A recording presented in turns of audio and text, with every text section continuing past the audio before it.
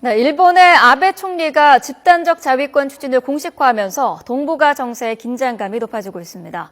성공회대학교 일본학과 양기호 교수와 함께 일본 집단 자위권 추진의 의미와 한반도에 미칠 파장에 대해서 얘기 나눠보겠습니다. 어서 오십시오. 안녕하십니까? 네. 자, 먼저 이 집단적 자위권이 구체적으로 뭔지부터 알아야 될 것 같습니다. 설명을 좀 해주시죠.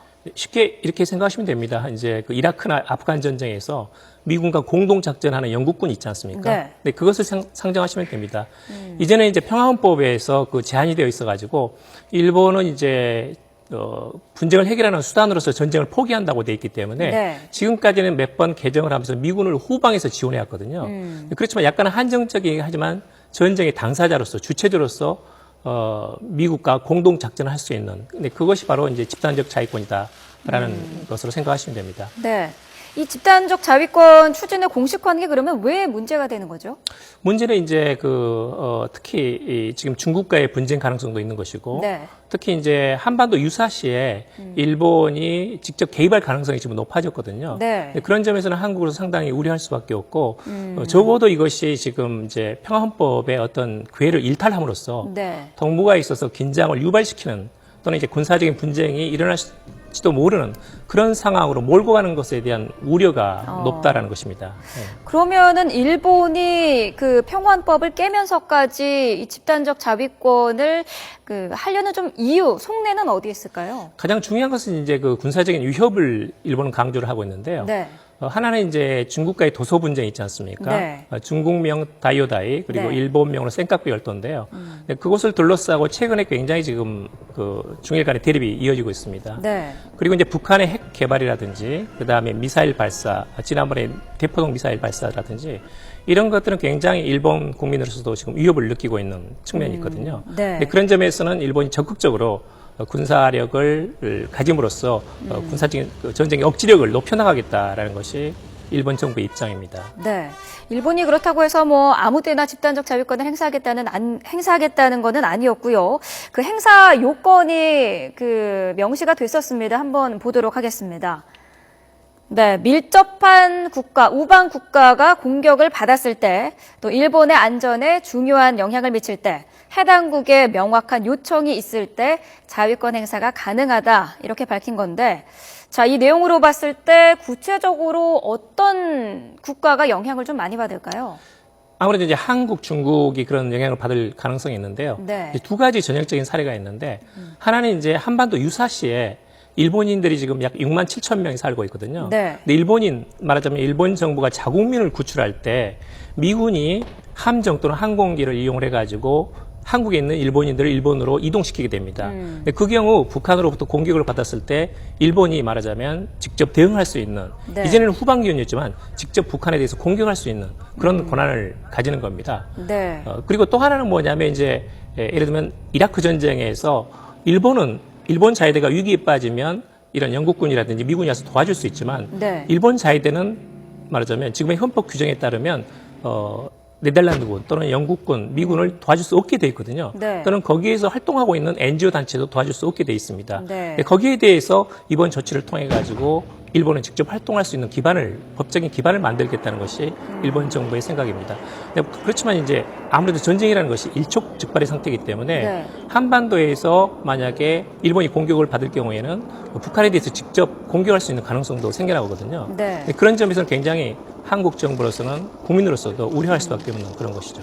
앞서 봤던 그 세 가지 요건을 모두 충족해야 하는 건가요? 아니면 한 가지만 충족해도 가능하다는 건가요? 모두 충족해야 됩니다. 모두 충족해야 되고 네. 그리고 일본 국회에서 반드시 승인이 있어야 됩니다.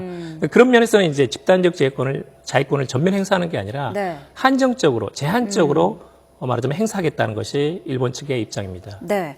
일단 우리 정부는 우리의 동의 없이 일본의 군사력이 한반도에 진출할 수 없다라는 점을 계속해서 강조하고 있는데 한반도에 미칠 영향을 좀 구체적으로 설명을 해주시죠. 중요한 것은 이제 한반도 유사시에 일본이 자국민을 구출할 때 일본 자위대가 어느 정도 개입하느냐에 대해서 네. 한국 정부의 우려가 있는 것이거든요. 일단 한국 정부는 사전 동의 없이 절대 한반도, 특히 북한에 대해서도 일본 자위대는 개입할 수 없다 이렇게 전제를 하고 있습니다만 네. 전쟁이라는 것은 어떤 상태가 될지 모르기 때문에 거기에서는 항상 우려가 있는 것이고 네. 특히 이제 지금 전시 작전 통제권을 미군이 가지고 있거든요. 네. 미일 동맹이 있고 미국의 전시 작전 통제권이 있기 때문에 긍정적으로 본다면 미일 양국이 말하자면 무력의 일체화를 이룸으로써 적절하게 대응할 수 있지만 그 과정에서 한국이 배제될 수 있는 가능성도 있는 거죠. 네. 말하자면 앞으로 지금 미국은 한미일 간의 군사 안보 협력을 강조를 하고 있는데 일본이 집단적 자위권을 행사한다면 미일 동맹은 더욱더 강화되겠지만 네. 한국은 그 과정에서 점점 이것을 소극적으로 수용하게 된다면 배제될 가능성도 있다라는 점에서 굉장히 걱정이 앞섭니다. 네. 미국 전문가들 사이에서는 뭐 일부이긴 합니다만 일본의 이 집단 자위권이 한반도에 이익이 될 것이다 이런 분석도 내놓고 있거든요. 기본적으로는 이제 이익이 되는 측면이 있습니다. 근데 한국 전쟁 때도 마찬가지지만 주일 미군 기지라는 것은 굉장히 유용한 후방 기지였거든요. 네. 지금은 그것도 마찬가지입니다. 그리고 이제 뿐만 아니라 이제 중국의 어떤 그 도서 해양 진출이라든지 그리고 중국과 지금 베트남, 중국과 필리핀과의 지금 말하자면 도서 분쟁, 해양 분쟁이 있기 때문에 거기에 대해서 미국의 편을 들어줄 적절한 안보 파트너가 있음으로써 네. 말하자면 동북아에 있었던 군사적인 균형 같은 것도 기대할 수 있다는 점에서는 긍정적이지만 그렇지만 역시 한반도 유사시에서 일본이 적극적인 군사적인 활동이라는 것은 네. 한국으로서는 그렇게 바람직한 것은 아니거든요. 네. 그런 점에서는 우려도 있는 거죠. 일단 미국에서는 그 발표되자마자 지지한다, 환영한다 이런 입장을 밝혔는데 미국이 아무래도 그 미일 동맹을 좀 강화하려는 의도로 봐야겠죠. 맞습니다. 지금 미국은 2020년까지 지금 54만 명을 45만 명 수준으로 군사력을 감축해야 되고 네. 또 국방비도 약 4,500억 달러를 지금 감축하게 돼 있습니다. 누군가 인적 물적 공헌을 해줄 수 있는 동맹국이 있다면 이것은 굉장히 필요한 거거든요. 네. 그리고 이제 동남아에서도 지금 중국과 여러 가지 도서 분쟁이 있기 때문에 필리핀이라든지 그다음 베트남, 호주 같은 경우에도 이것을 지금 지지하고 있습니다. 그리고 유럽 같은 경우에도 유럽에서는 여러 가지 지난번 시리아 사태라든지 또는 우크라이나 사태가 있었는데 네. 미국이 적극적으로 개입을 하지 않고 있는 상황이거든요. 네. 그런 점에서는 일본이 글로벌 공헌을 하겠다, 군사적인 안보적인 측면에서 공헌을 하겠다라고 한다면 유럽에서는 그것을 싫다할 이유가 없는 거죠. 네. 중국은 아무래도 강하게 반발을 하고 있는데 앞으로 어떤 움직임을 보일까요?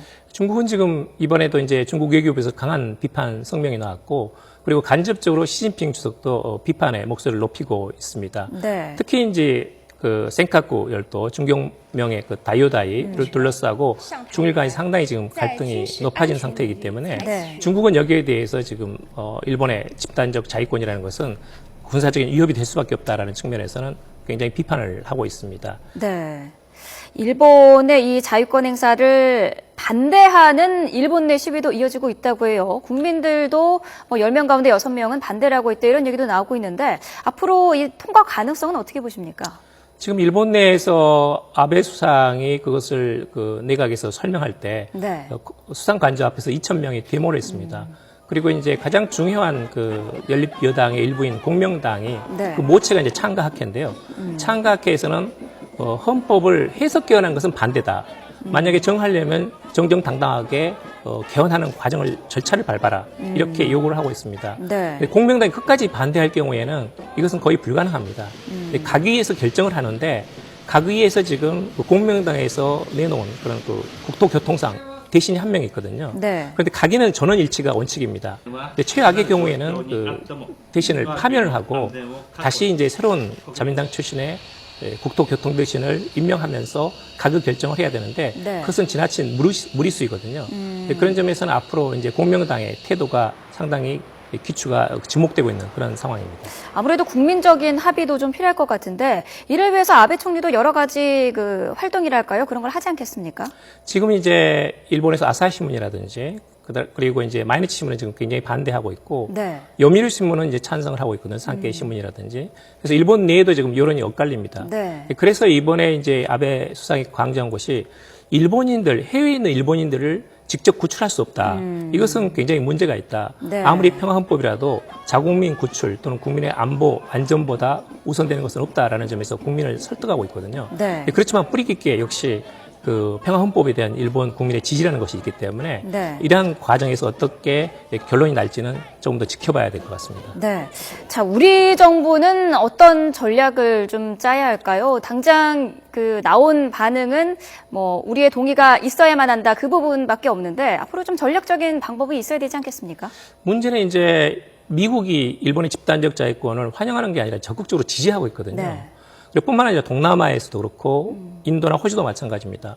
근데 그런 면에서는 지금 이번 집단적 자위권을 둘러싼 과정에서 한국이 약간 배제된 또는 소외된 측면이 있기 때문에 여기에 대해서 적극적으로 좀 대응할 필요가 있고 네. 또 하나는 지금 이제 미국의 전시작전 통제권에 대해서 만약에 일본의 집단적 자위권이 적극적으로 행사된다면 어떻게 대응할지에 대해서 진지하게 검토를 해야 됩니다. 네. 문제는 지금 한국이 여러 가지 이제 그런 그 동북아에 있어서 외교적인 리더십이 필요한데 이런 그 평화적인 체제 또는 평화 구축을 위해서 한중일이 어떻게 할 것인가에 대한 이런 그 적극적인 대안 또는 주도권이 필요하거든요. 네. 그런 점에서는 좀 약간 지금의 외교적인 그림을 약간 더 크게 그릴 필요가 있습니다. 단순하게 한중 관계, 한일 관계가 아니고 네. 동북아 전체의 어떤 그 앞으로의 그런 발전 방향 또는 평화 체제 여기에 대해서 적극적인 리더십을 발휘하는 것이 필요하지 않을까 하는 생각이 듭니다. 네, 알겠습니다.